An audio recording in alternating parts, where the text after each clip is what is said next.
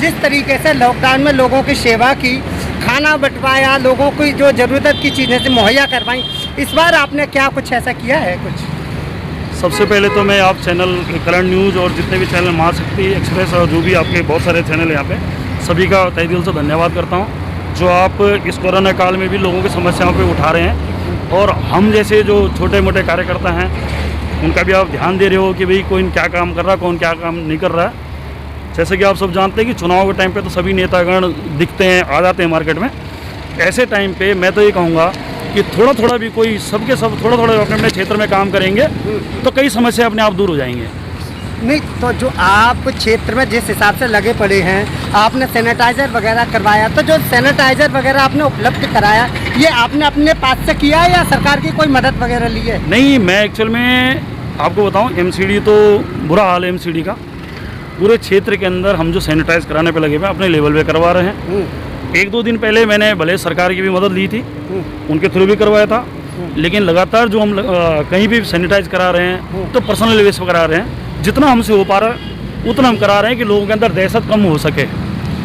तो जो जिस हिसाब से आप एमसीडी की बात कर रहे हैं, तो क्या आपके क्षेत्र में एमसीडी का जो निगम पार्षद है वो आ नहीं रहे हैं, कुछ करा नहीं रही है? भाई चुनाव के बाद हमने किसी को देखा नहीं और अच्छा। क्षेत्र का हाल बहुत बुरा है। कभी हम गंदगी की बात उठाते हैं तो हम देशद्रोही हो जाते हैं। उनको लगता है कि हम जो क्षेत्र के बारे में आवाज़ उठा रहे हैं हम गलत आवाज़ उठा रहे हैं, जबकि आप लोग क्षेत्र के अंदर अभी आधा राउंड मारो, मेरे साथ घूमोगे तो मैं गंदगी से लेके हर चीज़ दिखा सकता हूँ। लेकिन एमसीडी के अंदर बीजेपी टोटल निकम्मी हो चुकी है और एमसीडी की बस की नहीं रही। इनको तो सीधा ही के सीधा जवाब दे देना चाहिए और 1 साल बाद जो चुनाव है उनको अभी करवा के इनको निपटा देना चाहिए। 70 जो विधानसभा के अंदर है, आज केजरीवाल जी ने पूरे 70 विधानसभा के अंदर बहुत अपने विधायकों को, सभी विधायकों को कार्य पे ऐसा लगा रखा है कि सरकार की तरफ से जितनी भी मदद हो सके, चाहे हॉस्पिटल के अंदर कोई इलाज हो, फ्री हो, कैसा भी हो, वो दिल्ली सरकार लगातार कोशिश कर रही है किसी भी क्षेत्र वाले, कोई भी वार्ड वाले को कोई परेशानी ना हो। लेकिन जहाँ अगर एमसीडी में भी दिल्ली सरकार रहती, आम आदमी पार्टी रहती, आम आदमी की रहती, तो आज बहुत सुनवाई होती। आज पूरे गली गली में सैनिटाइज होता और हर जगह सैनिटाइज होता, प्रॉपर ढंग से सैनिटाइज होता। नहीं तो जिस हिसाब से एमसीडी वाले कोई काम नहीं कर रहे हैं, तो आप इसके लिए पार्षद के अलावा जो सांसद हैं या विधायक हैं उन लोगों से कुछ बोला आपने कि पार्षद नहीं आ रहे हैं? नहीं, एक्चुअल में क्या है कि एमपी का तो बड़ा क्षेत्र होता है, एमएलए की जहाँ तक बात है तो विधायक अपने लेवल पे विधानसभा में काम कर रहे हैं, लेकिन एमसीडी का जो पार्षद है उसका तो एक छोटा एरिया है। तो छोटे एरिया के अंदर अगर वो ढंग से रोज 1 घंटे भी राउंड मारे, मानता हूँ कि शायद उनको भी प्रॉब्लम हो, जैसे अंदर से डर हो कि भाई मेरे को घर से बाहर नहीं निकलना है, लेकिन अगर सबके सभी डरेंगे और जो हमारा प्रतिनिधित्व कर रहे हैं अगर वही डरेंगे तो फिर कैसे काम होगा।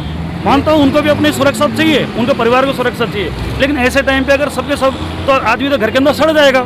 लेकिन पार्षद या जो राजनीतिक व्यक्ति है उसकी जिम्मेवारी जनता की सेवा भी करना है, जनता की समस्याओं को समाधान करना भी है। तो जिस हिसाब से वो खुद ही घर में रहेंगे तो जनता की समस्याओं को कौन उठाएगा? मैं यही कह रहा हूँ, यही बताना चाह रहा हूँ आपसे, इन लोगों को कम से कम आज की डेट पे लोगों के अंदर कॉन्फिडेंस डालना चाहिए। जिस तरीके से लोग बाहर अगर कोई अपने ज़रूरी काम से भी निकल रहा है तो उनको जागरूक करना चाहिए, क्या सैनिटाइज करके भी निकलना चाहिए, मास्क पहन के निकलना चाहिए। ये सब इन लोगों को गाइडलाइन एरिया के अंदर इनको देनी चाहिए। पब्लिक के बीच में 1 घंटा, आधा घंटा, 15 मिनट इनको देना चाहिए, जिससे कि लोगों के अंदर कॉन्फिडेंस बढ़े। लोग अपने परिवार के साथ कहीं अगर इमरजेंसी भी जा रहे तो वो ज़्यादा डरे नहीं, ये रहे कि अपनी सुरक्षा अपने हाथ में ज़रूर है। लेकिन जो क्षेत्र के जो प्रतिनिधित्व करते हैं इनके बोलने से ज़्यादा प्रभाव पड़ता है, ये मैं कहना चाह रहा हूँ। रावत जी, एक सवाल है कि इस समय जो कोरोना के हालात हैं वो बहुत भयावह है, लोगों की मौतें बहुत ज़्यादा हो रही हैं। पिछली बार भी इतनी ज़्यादा मौतें नहीं हुई थी जितनी इस बार हो रही हैं। तो इसके लिए आप दोषी किसको मानते हैं, केंद्र सरकार को या दिल्ली सरकार को? देखो, दिल्ली सरकार तो अपना काम कर ही रही है। दिल्ली सरकार ने तो गैस का एक कोटा भी बढ़वाने के लिए बोल दिया। जो केंद्र सरकार है, अगर ये पिछली बार से ही कुछ ले लेती अपने अंदर सबक ले लेती तो आज इतना होना ही नहीं था, इतना कुछ होता ही नहीं। और देशों में जहाँ हम लोगों ने दवाइयाँ भेजी वो ठीक है, और हमारे जो देश दवाई बना के दे रहे हैं, हमारे देश का बुरा हाल क्यों है? क्योंकि हम लोगों ने सबक नहीं लिया। और बाकी आप इसके लिए जिम्मेदार केंद्र सरकार को मानते हैं? बिल्कुल 100% केंद्र सरकार जिम्मेवार है इसके लिए। आप जो जनता आपको देख रही है, आप उससे क्या कहेंगे इस कोरोना टाइम में?